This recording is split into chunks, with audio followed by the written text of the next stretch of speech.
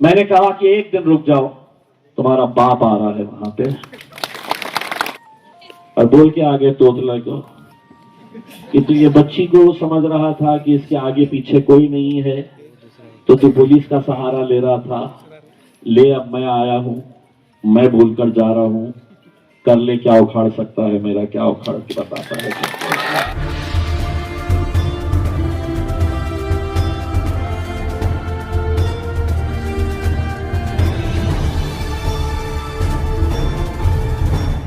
जिस दिन मैं हिंदुस्तान का प्रधानमंत्री बन गया, नरेंद्र मोदी की जगह के ऊपर जिस दिन मैं बैठ गया, तो वोटों का इख्तियार इन बच्चों को दे डालूंगा कि ये बच्चे भी वोटिंग कर सकते हैं।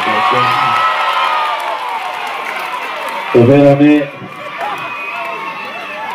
मुझे इतना ज्यादा घूमने की, भागने की, दौड़ने की जरूरत ही नहीं रहेगी, क्योंकि अल्हम्दुलिल्लाह इन बच्चों की मोहब्बत, इनकी दीवानगी देख के हमें बड़ी खुशी होती है कि आज मजलिस इत्तेहादुल मुस्लिमीन की पतंग निशानी अगर पूरे हिंदुस्तान के अंदर, मैं आखिर में लगाऊंगा नारा, अभी सुने, तो यही बच्चे हैं जिन्होंने घर घर तक पतंग की निशानी को पहुंचाने का काम किया है। मैं कसाब खेड़ा के तमाम बुजुर्गों, नौजवानों, साथियों, आप लोगों का तहे दिल से शुक्रिया अदा करता हूं इस बात के लिए कि कुछ दिन पहले जो महानगर पालिका के इलेक्शन आए, उसमें मजलिस ने जो कामयाबी हासिल की, उसमें भले ही आप लोगों ने वोट नहीं दिया है, लेकिन मुझे पूरा यकीन है और मैं पूरी जिम्मेदारी के साथ ये बात कह रहा हूं कि आप लोगों ने भी मजलिस की कामयाबी के लिए दुआएं मांगी थी। आप लोगों ने भी अल्लाह से ये दुआ किए थे, अल्लाह से ये दुआ किए थे कि मजलिस को औरंगाबाद में कामयाब करे। वो शहर जिसने कई सालों के बाद एक मेंबर ऑफ पार्लियामेंट देखा, एक एमएलए देखा, हमारा अपना, यह आप लोगों की बदौलत मुमकिन हुआ था। लेकिन महानगर पालिका के इलेक्शन के वक्त आप देखे हैं, आप सब कुछ जानते हैं कि किस तरीके से हर कोई ये कह रहा था कि अब मजलिस पूरी तरीके से खत्म हो गई है। आपने देखा 2024 के अंदर इम्तियाज जलील ने 2 इलेक्शन हारे, मैंने एक एमपी का इलेक्शन हारा, फिर 6 महीने के बाद मैंने एक एमएलए का इलेक्शन भी हारा। लेकिन उस हार में मैं अपनी जीत इसलिए समझता हूं कि भारतीय जनता पार्टी, शिवसेना, एकनाथ शिंदे और अजीत दादा जिनका देहांत हुआ है, हम उन्हें श्रद्धांजलि अर्पित करते हैं, उनकी एनसीपी, ये हुकूमत में जिसकी सरकार है, ये तीनों एक तरफ लड़ रहे थे और हम अकेले अपनी लड़ाई लड़ रहे थे। वो तीनों ने अपनी ताकत लगाकर 92,000 वोट्स लिए, तीनों की ताकत मिलाकर, और अल्हम्दुलिल्लाह हम अकेले लड़कर 90,000 वोट से ज्यादा वोट हासिल हमने किए।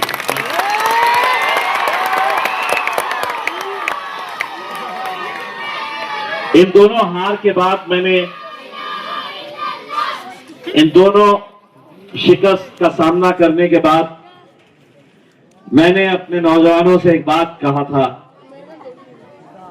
एक बात ये कहा था कि सुल्तान सलाउद्दीन अय्यूबी ने जो बात कही थी कि मैं हजारों दुश्मनों से अकेला लड़ सकता हूं, लेकिन अपनी सफों में मौजूद गद्दारों से नहीं लड़ सकता हूं। जब लोग कहते थे कि एमपी का इलेक्शन हार गए,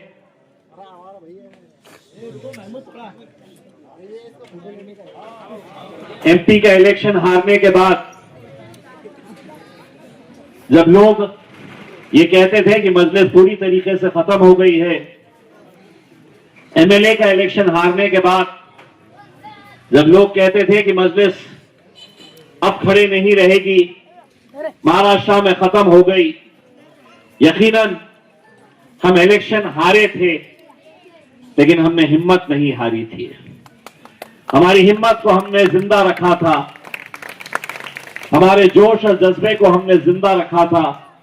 और शायद यही वजह है कि हम दिन और रात मेहनत करके जब बिहार गए और बिहार में लोग हमारा मजाक उड़ाते थे और कहते थे कि ये एक सीट भी बिहार में जीतकर नहीं आएंगे, अल्लाह के फजल करम से हमने वहां पर 5 एमएलए जिताकर लाए। जब नगर परिषद का इलेक्शन आया और लोग कहने लगे कि छोटे छोटे गांव के अंदर मजलिस कहां पर है, तो हमने जवाब दिया कि है, और 83 सीटें हमने महाराष्ट्र के नगर परिषद के अंदर जीत कर लाए। एक नगर अध्यक्ष हमने कारंजा के अंदर बनाया। महानगर पालिका का इलेक्शन आया तो आज इम्तियाज जलील आपके इस बेटे को, इस भाई को, इस दोस्त को इस बात की खुशी है कि महाराष्ट्र के अंदर मजलिस के पीछे कौन है। जिस जमात के बारे में कहा जाता था कि ये हैदराबाद की एकलौती एक जमात है, हैदराबाद तक सीमित रहेगी, आज महाराष्ट्र के अंदर शरद पवार साहब की एनसीपी हमसे पीछे है, अजीत दादा की एनसीपी हमसे पीछे है, और राज ठाकरे की मनसे भी हमसे बहुत पीछे है। हम बहुत आगे निकल गए हैं मेरे भाई। आप लोगों की बदौलत, आप लोगों की दुआओं की वजह से आज हम बहुत आगे निकल चुके हैं। अब लोग हमसे सवाल कर रहे हैं कि जिला परिषद भी लड़ेंगे, पंचायत समिति भी लड़ेंगे, अगर हम लड़ते नहीं तो हम जीतते कैसे। ये वही बात हो गई कि 2014 में, ये बेटा ये जरा आप लोग उधर देखिए ना, तो एक दोनों जो जने जाके बैठिए। तो 2014 में हमसे ये सवाल किया जाता था कि ये आए हैं, ये वोट काटेंगे। 2019 के अंदर मुझे अच्छी तरह से याद है कि जब मैं एमपी का इलेक्शन लड़ रहा था तो लोग हम पर इल्जाम लगाते थे कि अब तो बड़ी आसानी के साथ भाजपा शिवसेना जीत जाएगी, ये वोट काटने के लिए आए हैं। अगर हम लड़ते नहीं तो शायद महाराष्ट्र को इकलौता एक मुस्लिम मेंबर ऑफ पार्लियामेंट जो अगर जीता था तो मुसलमानों के, दलितों के और तमाम पिछड़ी जातियों के एक साथ मिलकर आने की वजह से हम जीत कर आए थे। और आज अगर हम जिला परिषद का इलेक्शन लड़ रहे हैं तो मुझे खुशी इस बात की है कि जिस जमात के बारे में, एमआईएम के बारे में लोग कहते हैं कि ये फिरका परस्त जमात है, ये सिर्फ एक जात, एक धर्म और एक मजहब के बारे में बात करती है, लेकिन मुझे खुशी होती है जब मैं, हमारी आरती दीपक सौदागर दलित समाज की हमारी बहन है, जिला परिषद के अंदर अगर लोग समझ रहे हैं, पंचायत समिति के अंदर अगर लोग समझ रहे हैं कि मजलिस में 6 जिला परिषद की सीटें लड़ा रही है, 15 पंचायत समिति की सीटें लड़ा रही है, 15 में से 9 जो है वो मेरे दूसरे समाज के लोग हैं। जिला परिषद के अंदर हमने मराठा समाज के एक भाई को भी टिकट दिया है और इंशाल्लाह उसे जिताकर लाने की भी जिम्मेदारी हम उठा रहे हैं। हम ओबीसी समाज के लोगों को टिकट दिए हैं। उसमें 33 सीटें हमने औरंगाबाद के अंदर जो जीत कर लेकर आए, उसमें आप देखिए काका साहब काकड़े, एक दलित समाज का लड़का जो पिछले 10 साल से कांधे से कांधा लगाकर हमारे साथ खड़ा हुआ है, मनोज वाहुल, उस्मानपुरे से हमने उसको जिताकर लेकर आए हैं। हमारे अशोक हिवराले महानगर पालिका के अंदर, सुनिए दोस्तों, किस्मत कैसे कैसे किसी की तकदीर बदलती है। ऊपर वाला अगर किसी को इज्जत देना चाहा तो कैसे दिलवाता है। ताई अशोक हिवराले हमारे दलित समाज का एक भाई है। हरसूल प्रभाग से हमने उसको टिकट दिया। महानगर पालिका के अंदर, औरंगाबाद महानगर पालिका के अंदर ये सफाई कामगार, इसने अपना उसी महानगर पालिका के अंदर झाड़ू लेकर सफाई कामगार की नौकरी जिस महानगर पालिका के अंदर उसने किया, आज उसी महानगर पालिका के अंदर मजलिस इत्तेहादुल मुस्लिमीन के टिकट लेकर हमने उसको वहां पर एक कॉर्पोरेटर बनकर भिजाया है। आप सोचिए कि एक सफाई कर्मचारी वहां पर आज उसी इंस्टीट्यूशन के अंदर, उसी महानगर पालिका के अंदर एक कॉर्पोरेटर बनकर जाता है। विजयश्री जाधव हमारी बहन, आखिरी दिन फॉर्म भरने का 3 बजे का वक्त, हमें एसटी कैंडिडेट चाहिए था। हरसूल प्रभाग से हमारे लोग उसके घर पर गए, उनसे कहा कि आप हमारे टिकट के ऊपर इलेक्शन लड़ो। वो हंस रही थी, उसके घर में कोई राजनीति से दूर दूर तक जुड़ा हुआ नहीं है। 2,500 रुपये लगते हैं चालान भरने के लिए। वो 2,500 रुपये भी हमारे लोगों ने जाकर भरा। 3 बजे से पहले हमने उसका फॉर्म भर दिया। 10 दिन के बाद विजयश्री जाधव मजलिस इत्तेहादुल मुस्लिमीन की कॉर्पोरेटर बन गई है मेरे भाई। और हम पर लोग ये इल्जाम लगाते हैं, हमको लोग देखकर कहते हैं कि नहीं ये फिरका परस्त जमात है, हम जातिवादी है करके। अगर हम जातिवादी होते तो मेरे 15 में से 9 दूसरे जात, दूसरे धर्म और दूसरे मजहब के लोग नहीं होते। हाँ, ये सही बात है कि हमारे बारे में कोई बात करने के लिए तैयार नहीं है। आज भारतीय जनता पार्टी पैसे का नंगा नाच कर रही है यहां पर। अगर इस मुल्क के अंदर अगर सबसे ज्यादा हराम की दौलत किसी के पास है तो नरेंद्र मोदी और भारतीय जनता पार्टी के पास हराम की दौलत है। इलेक्शन आया कि गरीबों का वोट खरीदो, जाओ गरीब गरीब बस्तियों के अंदर 1,000 2,000 रुपये बांट के अपने वोट खरीदने का जो काम कर रही है भारतीय जनता पार्टी, एकनाथ शिंदे की शिवसेना, ये लोग ये समझ रहे हैं कि हम पैसे से इंसानों को खरीद सकते हैं। कितने दिन चलने वाले हैं? 1,000 रुपये, 2,000 रुपये। क्या हम अपने जमीर को, अपने ईमान को 1,000 रुपये और 2,000 रुपये में हम बेचेंगे? बोलिए, जवाब दीजिए। क्या हम 2,000 रुपये में बिकने वाले? अरे बाजार में अगर कोई कुत्ता चाहिए ना खरीदने के लिए अच्छी ब्रीड का, तो 2,000 से महंगा मिलता है और वो इंसानों को खरीदने के लिए निकले हुए हैं 2,000 रुपये। मैं आप लोगों से सिर्फ इतनी इल्तिजा करने के लिए आया हूं, आपको कभी मौका नहीं मिला था अपनी जमात को वोट देने का, आपको कभी मौका नहीं मिला था। हर वक्त कभी आप कांग्रेस के साथ गए, कभी एनसीपी के साथ गए, कोई सेना के साथ गया, कोई भाजपा के साथ भी चले गए। आज पहली मर्तबा आपको मौका मिला है हमारी इस बहन के जरिए आपको अपने वोट का इख्तियार करने का, आपको अपने वोट डालने का। हम आपसे यही गुजारिश करने के लिए आए हैं कि आरती दीपक सौदागर आपकी अपनी बेटी है, आपकी अपनी बहन है। मैं आप लोगों से इतनी इल्तिजा करने के लिए आया हूं कि 7 तारीख के दिन आप लोग घरों से निकलिएगा। एक वोट इस सर्कल के अंदर हम चाहते हैं। देखिए,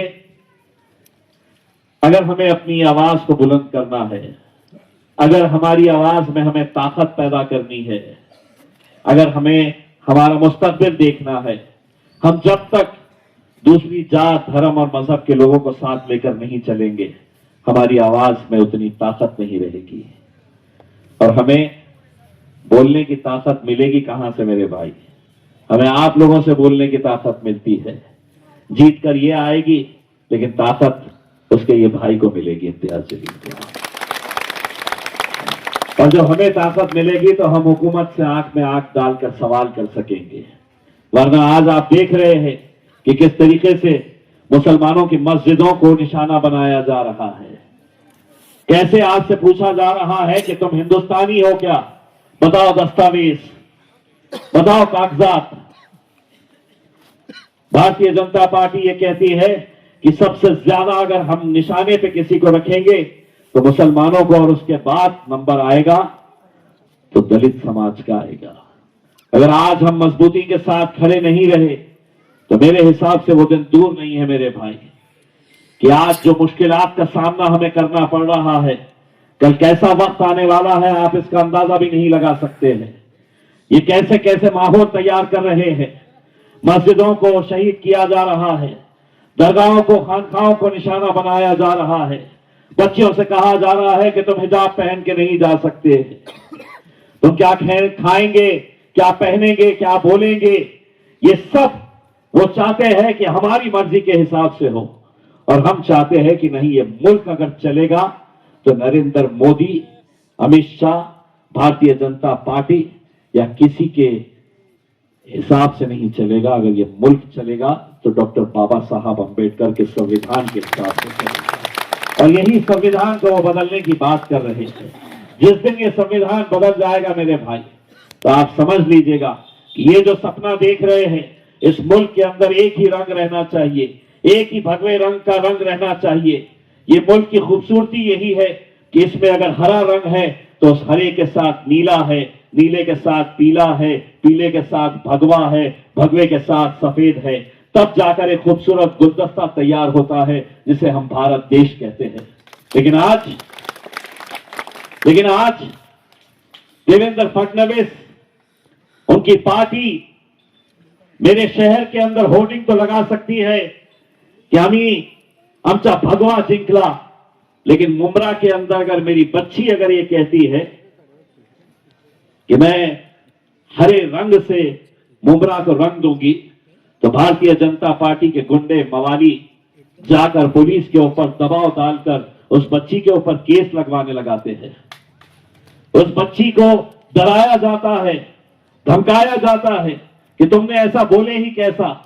मैं गया मुंब्रा और मैंने उनको बताया कि अगर देवेंद्र फडणवीस इस मुख्यमंत्री, जो मेरा भी मुख्यमंत्री है, जो किसी पक्ष का मुख्यमंत्री नहीं है, हर जाति धर्म और मजहब का मुख्यमंत्री है, अगर वो एक होर्डिंग लगा सकता है, तो मेरी बच्ची अगर कुछ कह देती है तो वहां पर एक तोतला पहुंच जाता है और तोतला पहुंचकर पुलिस के ऊपर दबाव डालता है कि इस बच्ची के ऊपर केस रजिस्टर होना चाहिए, क्योंकि उसने कहा कि हरे रंग से हम मुंब्रा को रंग देंगे। मजलिस के झंडे का रंग हरा है तो उसने हरा कही, अगर पीला रहता तो पीला कही होती, गुलाबी रहता तो गुलाबी कहा होता। लेकिन मानो उसने इतना बड़ा गुनाह कर दिया कि उसको गिरफ्तार करने तक की बात हो रही थी। इतना डराया जा रहा था उसे कि किरीट सोमैया जी आ रहे हैं करके। अरे सोमैया जी तेरे लिए होगा, मेरे लिए तो तोतला ही है वो। उसको बच्ची को डराया गया कि अगर तुमने माफी नहीं मांगे तो उस बच्ची को हम गिरफ्तार कर लेंगे।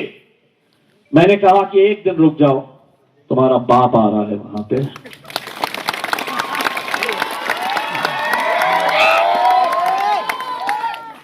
और फिर हमने जो भाषा उनको समझ में आती है वो भाषा में हमने जवाब देकर आ गए और बोल के आ गए तोतला को कि तू ये बच्ची को समझ रहा था कि इसके आगे पीछे कोई नहीं है, तो तू पुलिस का सहारा ले रहा था।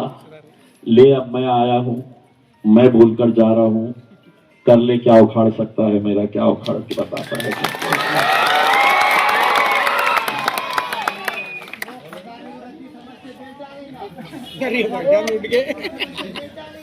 तुमने ऐसे शैतान के हक को हुकूमत सौंप दिए, वो भारत को भी चायपत्ती समझ देंगे।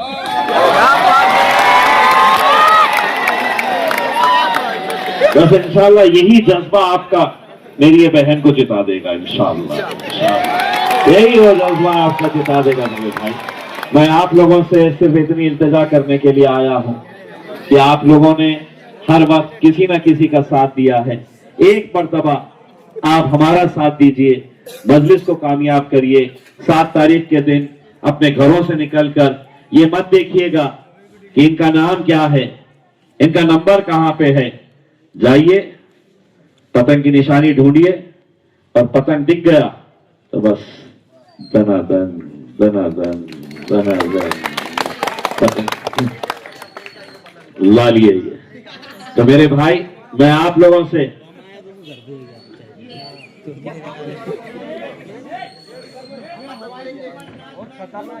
ऐसा लगता है फिजा पे फूल आएगी जरूर और जाती दिख लूंगा। इम्तियाज दिली तुम्हारे नाम का, वो कसम खुदा की ये पतंग भी तुम्हारे नाम आएगी जरूर। वाह, इतने अच्छे अच्छे शायरा है यहाँ पर माशाअल्लाह से। मैं एक काम करूंगा, इलेक्शन का जब जीत का जश्न रहेगा मैं बड़ी फुर्सत से आऊंगा और मैं सामने रहूंगा, स्टेज पे आप रहेंगे। बुरी उस दिन है तो बुरा है तो मुशायरा मुशायरा चलेगा इंशाअल्लाह उसमें। तो मेरे भाई, मैं आप लोगों से, तमाम वो जाति धर्म और मजहब के लोगों से ये कहना चाह रहा हूं, हमने कभी भी राजनीति धर्म के आधार के ऊपर नहीं की है।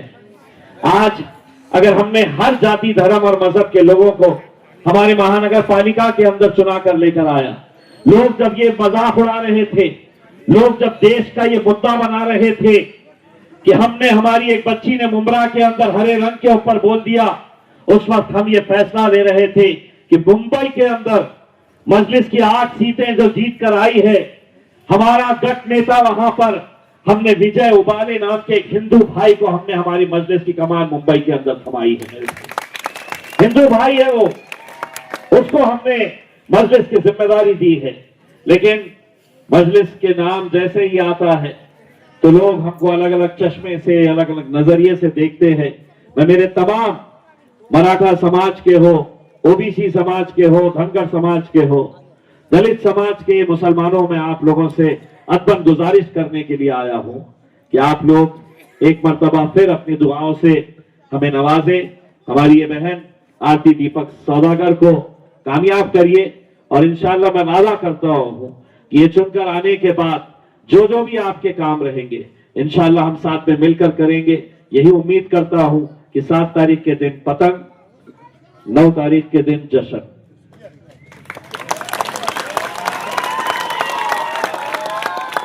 और जश्न पहले यहां पे मना लेना, फिर शहर में आना, हमारे साथ धूम धड़ाके से मनाएंगे, क्योंकि बहुत लोगों को तकलीफ हो रही है,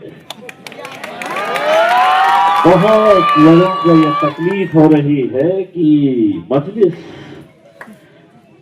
ऐसे कैसे इतनी तेजी से फैल रही है। हुकूमत ये सोच रही है कि पुलिस तो हमारी है, प्रशासन तो हमारा है, इलेक्शन कमीशन तो हमारा है, ईवीएम मशीन भी हमारी है, फिर मजलिस जीत कैसा रही है। तो जवाब ये है, वो सब तुम्हारे है, जनता हमारी है, लोग हमारे हैं। इसीलिए मेरे भाई, मैं आप लोगों के बीच में यही बात करने के लिए आया था और उम्मीद करता हूं कि आप लोग इस बात के ऊपर लब्बैक कहते हुए हमारी ये बहन आरती दीपक सौदागर, जिनकी निशानी पतंग है, उसके ऊपर मोहर लगाइएगा और एलोरा के गण क्रमांक 54 की अधिकृत उम्मीदवार इनको भारी अक्सरियत से कामयाब करे। यही उम्मीद करता हूं। बहुत बहुत शुक्रिया।